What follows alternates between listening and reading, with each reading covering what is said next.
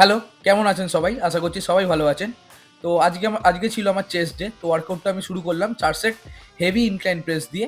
তো ফর্মটা দেখতে পাচ্ছেন কিছুটা এরকম হবে এবং ইচ সেট আমি প্রোগ্রেসিভ ওভারলোড করার চেষ্টা করেছি এবং টিল ফেলিয়ার ট্রেনিং করার চেষ্টা করেছি। তো ৪ সেট হেভি ইনক্লাইন প্রেস করার পরে আমি সুইচ করলাম, নেক্সট ওয়ার্কআউট ছিল আমার সেমি ইনক্লাইন প্রেস। তো সেমি ইনক্লাইন প্রেসটা আজকে আমি স্মিথে করার চেষ্টা করলাম। এটারও করেছি আমি ৪ সেট প্রোগ্রেসিভ ওভারলোডে এবং ইচ সেট আমি টিল ফেলিয়ার ট্রেন করার চেষ্টা করেছি। রিপিটেশন রেঞ্জ ছিল ৮টা থেকে ১২টার মধ্যে। তো অনেকে ভালো মতোই চেস্ট ট্রেন করেন, কিন্তু তাও তাদের চেস্টের ওভারঅল ডেভেলপমেন্ট হয় না। এর কারণ হলো তাদের আপার চেস্টে অনেকটাই ভারী মাত্রায় একটা ল্যাকিং থাকে।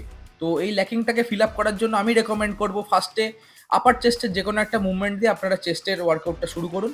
তো সেমি ইনক্লাইন প্রেসের পরে আমি সুইচ করলাম আমার all time favourite workout machine incline ফ্লাইতে।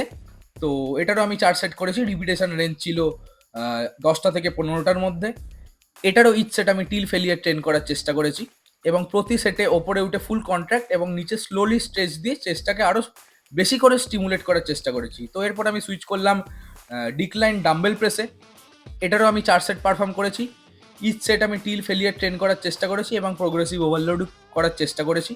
তো শুধু আপার চেস্ট ট্রেন করলে তো হবে না, তো যাতে আপার চেস্টের সাথে লোয়ার চেস্টের একটা পারফেক্ট ব্যালেন্স মেনটেন থাকে আমাদের, ওই জন্য ডিক্লাইন এনি কম্পাউন্ড মুভমেন্ট চেস্টে করা খুবই দরকার।